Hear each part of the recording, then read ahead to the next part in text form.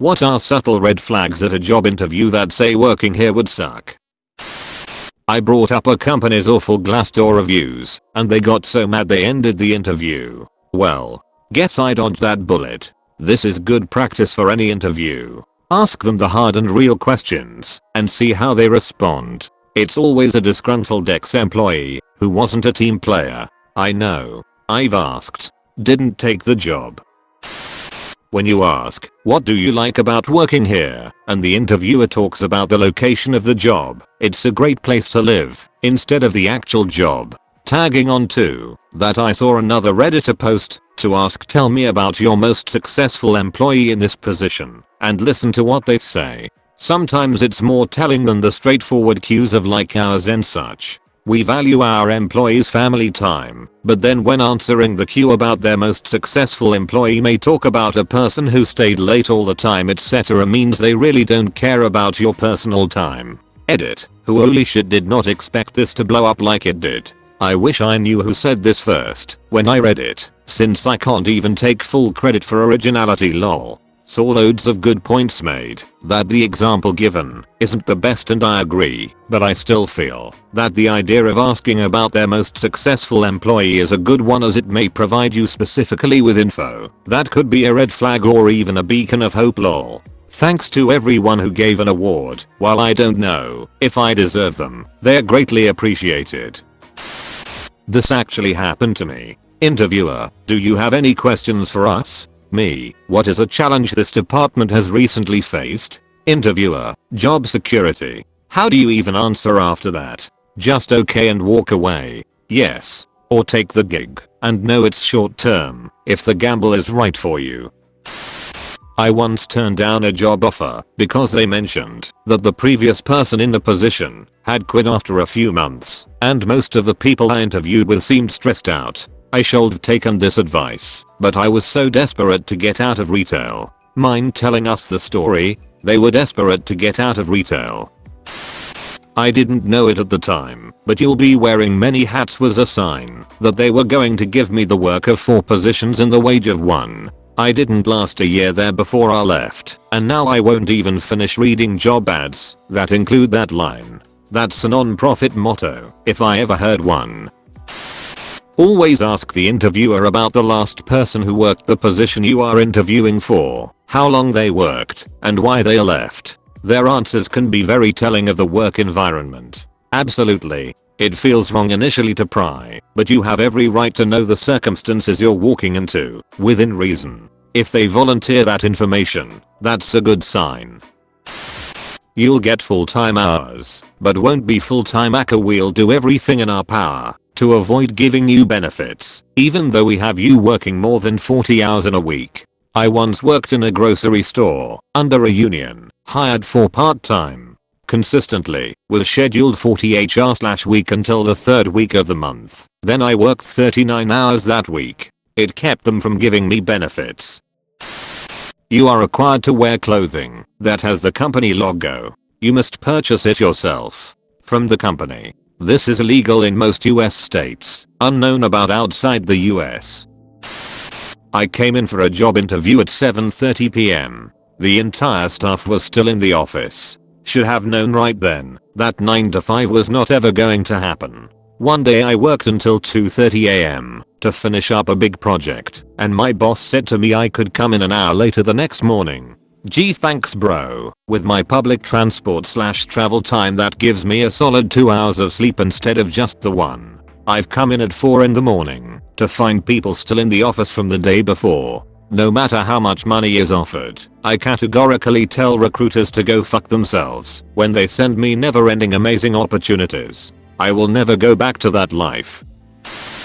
I once showed up for an interview and the manager wasn't there that day. No one called me to let me know. The assistant manager was not apologetic for the scheduling issue at all. She was literally just like, oh, she's not here today, in a tone that suggested I should somehow already know that. She said they would call me to reschedule sometime the next week. I told her I was currently unavailable MW, but could come in anytime THF. She said if I couldn't make time for the interview, I probably wouldn't be a good fit. I said okay, and went on to my other interviews, and ending up working elsewhere. You'd think that would be the end of it, but both the manager and the assistant manager badmouthed me to a few other people in the industry, including one of my friends. Hello. I made time for an interview. You disrespected me by not calling me to let me know it was cancelled. I gave you the times I was available to reschedule, and that was disrespectful somehow?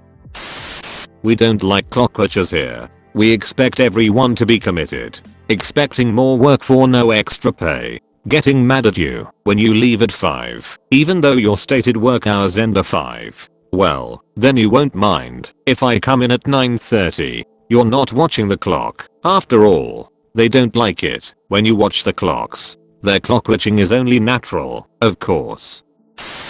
Everyone looks tired. Also, you don't see anyone in your department before working in it other than the boss. Made this mistake a few times. Was the worst jobs. Employees are either new hires or have been there for 15 plus years with no in between. There is no room for improvement. It's better to leave for advancement. There are one or two exceptions to this. I've been at companies where you have the 20 plus year veterans who love what they do and refuse to move up. So you have a young crowd before they move up and an old grizzled veteran crowd. Had an online interview with a company a few years ago. Was interviewed by the regional manager. Seemed like a normal interview. Halfway through, he let slip that there were 6 other people from his company watching and listening in, but the software was set up so I could not see or hear them. And he actually got a kick out of telling me this. It was like being on a first date with someone and finding out later she had a hidden camera on her and her parents and 6 other family members were watching the whole time. I'm like, yeah, no, fuck that noise. When you are signing all the forms they give you and you are taking your time to read over every document so that you can fully understand what you are getting into, and people come in and start telling you that you don't need to read this and that just sign here and so on. I hate that in any situation, not just jobs. Buying something big like a car and they're like, oh, it's just standard contract stuff. Let me decide if it's standard. You know full well, if I sign this, I've agreed to whatever the fuck is written. When they tell you what I'm paying you stays between you and me. Don't discuss pay with anyone else usually means they are trying to pay you less than your coworkers who do the same job and don't want you to know. This happened to my husband. He had been with company for about 2 years and they hired another employee. Told my husband he got a raise and wasn't to tell anyone else. Turns out his raise was equal to new hire pay.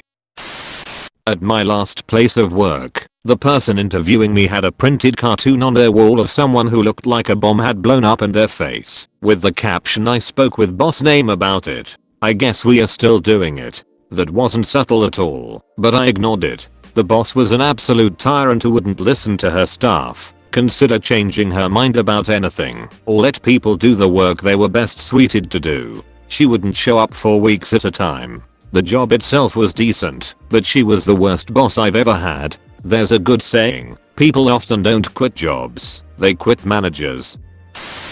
If you can see the floor before the interview, you can sometimes get a vibe about the place. I once went to interview for a sales position. Aside from the interviewer being 30 minutes late, it did allow me to sit and observe the situation. I realized pretty quickly this was not going to be the place for me. Very quiet except a handful of people on the phones cold calling. Many reps trying to push for contacts on the other end. Just painful to listen to, and when they'd hang up there wasn't really any interaction with coworkers. Just quiet, and then another call. It all seemed very tense. I noped out of there real quick after the 5 minutes the interview took. Dodged a bullet. I had interviewed for a call center job at another place that's as a complete 180 from that. Yes, it's a call center job, so it is what it is, but there was laughter on the floor. People talking to floor managers. Just a completely different vibe that was more inviting.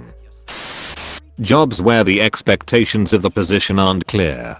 The person hiring you should be able to give a clear idea of your responsibilities day to day in a practical way. It shows that the company understands what it wants out of the position. I've worked a couple positions that had a really hard time figuring out who was supposed to do what. That lead to a lot of confusion, and both of them had this in the interviews. If the company you're working for can't define what success in that position looks like, you won't be able to either.